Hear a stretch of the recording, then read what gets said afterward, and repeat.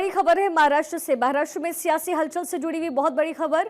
सुनेत्रा पवार का deputy CM बनना लगभग फिक्स हो गया है, तय हो गया है। सुनेत्रा पवार ने स्वीकार किया है डिप्टी सीएम बनने का आग्रह। कल एनसीपी विधायक दल की बड़ी बैठक होने जा रही है। विधायक दल की बैठक में लग सकती है अंतिम मुहर। महाराष्ट्र की सियासत में ये चेंज है और इसे बड़े चेंज के तौर पर देखा जाना चाहिए। सुनेत्रा पवार का डिप्टी सीएम बनना लगभग तय है। अजित पवार की पत्नी है सुनेत्रा पवार और अजित पवार के निधन के बाद सुनेत्रा पवार ने डिप्टी सीएम बनने का आग्रह स्वीकार किया है। कल एनसीपी विधायक दल की अहम बैठक होने जा रही है। विधायक दल की बैठक में अंतिम मुहर लग सकती है। इससे पहले महाराष्ट्र की राजनीति को लेकर के तमाम कयास लगाए जा रहे थे कि क्या दोनों ही गुट एनसीपी की एक साथ हो जाएगी, एकमत हो जाएगी, यानी कि अजित पवार की गुट और शरद पवार की गुट का क्या मिलन हो जाएगा, लेकिन ऐसा होता नजर नहीं आ रहा है। हमारे पॉलिटिकल एडिटर अदिति नागर इस समय टेलीफोन लाइन पर है। अदिति, लगभग जो डिप्टी सीएम बनना है सुनेत्रा पवार का, ये तय माना जा रहा है, यानी शरद पवार को अभी भी साइड कॉर्नर रहना पड़ेगा। देखिए, दरअसल जब ये माना जा रहा है कि सुनेत्रा पवार ने डिप्टी सीएम पोस्ट एक्सेप्ट करी है, आज शाम तक सुनेत्रा पवार की तरफ से चुप्पी मानी जा रही थी। पहले तो इस खबर का मतलब ये है कि सुनेत्रा पवार, जो कि अजीत पवार की पत्नी है, उन्होंने चुनाव भी लड़े, सक्रिय भी राजनीति में रही और वो अब पहले तो बारामती से चुनाव भी लड़ेंगी, साथ में डिप्टी सीएम का पद भी ग्रहण करेंगी, क्योंकि ये 41 विधायकों की मांग थी। अब आप देखिए, इसको समझने की जरूरत है। दरअसल पार्टी के 41 विधायक, जो कि नई जो अजीत पवार वाली एनसीपी है, उसके जो विधायक हैं, उनका ये मानना था कि सुनेत्रा पवार डिप्टी सीएम बने। उनका ये मानना था कि बारामती से वो चुनाव भी लड़े और बेटा भी स्टेट की राजनीति में धीरे धीरे सक्रिय हो, लेकिन डिप्टी सीएम सुनेत्रा पवार बने। वहीं अनिल देशमुख, जो कि शरद पवार गुट के थे, कूद के आ गए थे इस वाली एनसीपी में, लेकिन उनका ये मानना था, आज शाम तक वो ये कह रहे थे कि अजीत दादा की आखिरी ख्वाहिश थी कि शरद पवार के साथ विलय हो, मूल पार्टी से विलय हो, अपने परिवार के साथ जाया जाए। तो उनकी ये मांग थी पार्टी के कुछ एक धड़े की कि कोशिश की जाए कि शरद पवार के पास जाए, क्योंकि आखिरी में अजीत पवार ने जो म्युनिसिपल कॉर्पोरेशन चुनाव में संकेत दिए थे, लेकिन आखिरकार जो 41 विधायक है, क्योंकि विधायक दल की बैठक कल होनी है, विधायक ही तय करेंगे, ऐसे में सुनेत्रा पवार की चुप्पी जो है वो टूट गई है और वो अल्टीमेटली मान गई है कि वो डिप्टी सीएम का पद ग्रहण करेंगी। अब कल विधायक दल की बैठक होगी, उसमें उनको विधायक दल का नेता चुना जाएगा, फिर वो डिप्टी सीएम का पद ग्रहण करेंगी और उस बीच में 6 महीने के अंदर वो चुनाव में भी उतरेंगी। तो ऐसे में आप फिलहाल पार्टी एनडीए के साथ है और शिखा आप बेहतर तरीके समझती हैं कि जब एक तरफ से वापस से शरद पवार गुट का आना जाना, ये कहीं ना कहीं एनडीए ने अपने कंट्रोल में रखा है और इसी के चलते 41 विधायकों ने सुनेत्रा पवार को मनाने में कामयाब हुए हैं। लेकिन अदिति, अगर इसको दूसरे तौर पर देखें कि अगर शरद पवार के साथ ये पार्टी मिल जाती है, अजित पवार का ये जो गुट है, अगर शरद पवार के गुट पे चला जाता, तो क्या ये जो दारोमदार है या फिर डिप्टी सीएम पद की मांग है वो अपनी बेटी के लिए करते? क्या ये भी हो सकता था? इस बात को लेकर के भी कहीं ना कहीं जो जिक्र है वो हो रहा था। देखिए, शरद पवार जो कि राजनीति के चाणक्य हैं महाराष्ट्र के और देश के भी रहे हैं, उनको लंबे समय से बेटी के करियर की चिंता थी। बेटी के लिए वो अक्सर चाहते थे वो स्टेट की राजनीति में आए, फिर बेटी दिल्ली की राजनीति संभाला और इसके चलते अजीत पवार से कई बार क्लैशेस भी हुए, जिसके चलते अजीत पवार की पत्नी और जो शरद पवार की बेटी ने आमने सामने चुनाव भी लड़ा। पारिवारिक कई बार चीजें हुई, लेकिन पिछले कुछ समय से अजीत पवार को अपनी बेटी के करियर की चिंता थी, जिसके चलते माना गया कि उनका झुकाव बीजेपी की तरफ हो गया है। इसलिए माना भी जा रहा था कि शरद पवार खुद बीजेपी के साथ आ सकते हैं बच्ची के करियर के चलते, ऐसे में सुप्रिया सूले के करियर के चलते।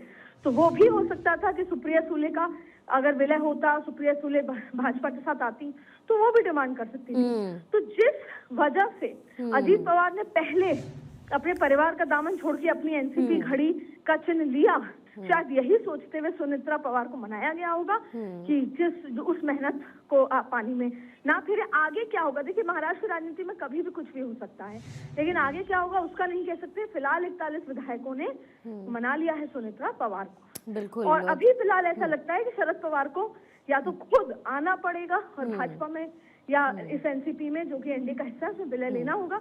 अभी फिलहाल ये होता नजर नहीं आ रहा, कि ये एनसीपी शरद पवार के साथ चली जाए और भाजपा से अलग हो जाए या एनडीए से अलग हो जाए।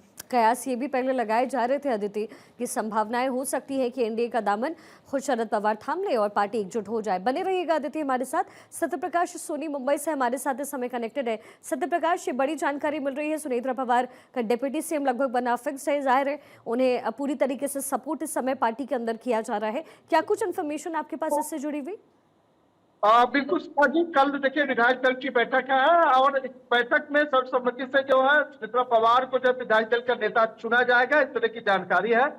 हालांकि बारामती में ही यह बैठक हुई थी, जिस दौरान यह तमाम चर्चा हुई, लेकिन सुनेत्रा पवार ने उस वक्त जो है डिप्टी सीएम का पद लेने के लिए इनकार किया था। उन्होंने कहा था कि नहीं, हमें अभी वक्त चाहिए और इस पर वह तैयारी नहीं की थी और इसके लिए उन्होंने हामी भी नहीं भरी थी। लेकिन आज जब मुख्यमंत्री देवेंद्र फडणवीस से बीजेपी एनसीपी के तमाम नेताओं ने मुलाकात की, तो इस मुलाकात के मायने यह निकाले गए कि शायद यह निर्णय लिया गया होगा कि विधायक दल की बैठक के में जो है सुनेत्रा पवार को विधायक दल का नेता चुना जाएगा। उसके बाद जो है आगामी जो रणनीति होगी वो स्पष्ट कर दी जाएगी। लेकिन छगन भुजबल ने यह स्पष्ट कर दिया है कि कल जो बैठक होने वाली है वो बहुत महत्वपूर्ण बैठक होने वाली है।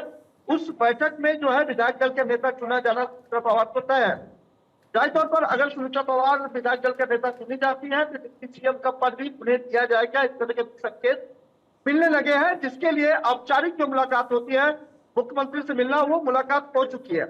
अब कल विधायक दल का अगर नेता चुना जाता है तो यह बैठक भी बहुत महत्वपूर्ण हो जाएगी और उसमें यह स्पष्ट हो जाएगा कि आखिरकार जो डिप्टी सीएम का पद है वो कब जो है सुनेत्रा पवार को देना है और कब इसकी औपचारिकता जो है लोगों के सामने लाई जाएगी, ये तय हो जाएगा। लेकिन कल की जो बैठक है वो बेहद महत्वपूर्ण है, क्योंकि लगातार इस बात की चर्चा थी कि अजीत दादा के जाने के बाद कौन उनकी जिम्मेदारी संभालेगा, कौन जो है उनका पद ग्रहण लेगा। लेकिन अब क्योंकि विधायक दल का चुनने का मौका आया है तो ये नाम उनके नाम पे ही जाता है। सत्यप्रकाश, कल कितने बजे ये जो मीटिंग है वो होनी है और कब तक लगभग फाइनलाइज किया जाएगा? लगभग वैसे तो ये पूरी तरीके से फाइनलाइज ही है, लेकिन शपथ लेना और पूरा कार्यक्रम कैसे होगा? मुंबई एनसीपी दफ्तर में कल 12 बजे की यह बैठक होने वाली है। इस बैठक में तमाम विधायक आएंगे। सभी विधायकों ने लगभग हामी भर दी है, क्योंकि ये वक्त नहीं है जब कोई जो है इस बात का विरोध करे। हालांकि अजीत दादा का व्यवहार और जिस तरह की कार्यकुशलता उनकी रही है, उनको लेकर सभी लोग जो प्रभावित रहे हैं, खासकर उनके जो नेतागण हैं, उनके जो विधायक हैं, उनसे प्रभावित रहे उनके काम से।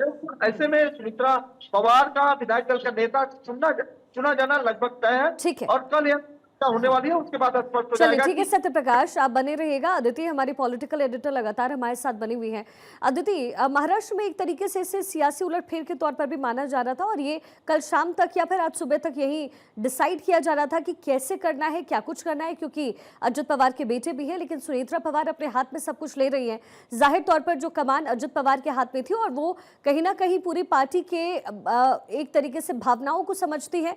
अजित पवार का रुख क्या रहा है पार्टी के लिए ये समझती हैं और किसी तरीके का कोई कू ना हो, इस बात के भी संकेत उन तक हमेशा पहुंचते रहे होंगे। ऐसे में उनको ये पूरी कमान सौंपना महाराष्ट्र की राजनीति के लिए कितना इंपॉर्टेंट और खासतौर पर एनडीए के लिए? देखिए, सबसे पहले तो एनसीपी में जो अभी विधायक हैं, जो अजीत दादा के समर्थक और अजीत दादा को अपना लीडर मानते थे, सबसे पहले तो उनकी राजनीति सेफ होती है। क्योंकि अगर शरद पवार गुट के साथ मिलन होता तो जाहिर तौर पे शरद पवार और सुप्रिया सुले अपने लिहाज से आगे की राजनीति तय करते हैं। जो ये 41 विधायक हैं, उन्होंने अपना भविष्य कम से कम अगले 5 साल के लिए तो अजीत दादा के साथ तय किया था। और सुनेत्रा पवार का जो थॉट प्रोसेस है, जब वो घर में अजीत पवार की राजनीति को देखती होंगी, खुद भी राजनीति में है, तो वो समझ गई होंगी कि क्या थॉट प्रोसेस से आगे बढ़ना है, एनसीपी को कैसे घड़ी के चिन्ह को आगे ले जाना है। तो जो एक सेफ्टी बात होती है जो 41 विधायकों की, उनको ये लगा कि सुनेत्रा पवार हमें बेहतर तरीके से समझ पाएंगी।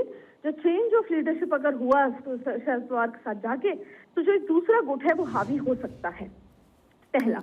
दूसरा कि सुनेत्रा पवार इमीडिएट एक नॉमिनी की तरह है। हालांकि इस समय उनके लिए बहुत डिफिकल्ट होगा कि ऐसी घड़ी में उनको तुरंत राजनीति सफर को इस एग्रेसिव तरीके से शुरू करना हो। दूसरा, आपने देखा होगा कि जब खबर आई एरोप्लेन क्रैश की, तो खुद मुख्यमंत्री, डिप्टी सीएम और गवर्नर सुनेत्रा पवार से मिलने पहुंचे थे। और अब जब आज भी ये माना जा रहा है कि मुख्यमंत्री ने उनसे बात की होगी और मुख्यमंत्री ने ये सलाह दी होगी कि ये फैसला आपका है, लेकिन अजीत पवार का जो सपने थे उनको पूरे करने का जो कमान है वो भी आप ही संभालें तो बेहतर होगा। तो जाहिर तौर पे अभी के एनसीपी के लिए बहुत महत्वपूर्ण है, एनडीए के लिए भी बहुत इंपॉर्टेंट है, क्योंकि Sunetra Pawar hand in hand वही बैलेंस करेंगी जो एनडीए चाहता है। उनकी जो सोच है वो एकजुट जैसी होगी और अभी कोई एनडीए में डिस्टर्बेंस भी नहीं होगा, क्योंकि हाल ही में अच्छे नतीजे हैं, तमाम चीजें हैं और वो नहीं चाहती होंगी कि गुट बदल कर विलय करके कोई ना कोई एक जो अनसर्टेनिटी उसको एक्सेप्ट किया जाए। तो फिलहाल शायद यही लगा कि सब कुछ ऐसे में ही सही है और इसलिए सुनीता पवार ने प्रपोजल एक्सेप्ट किया। ठीक है अदिति।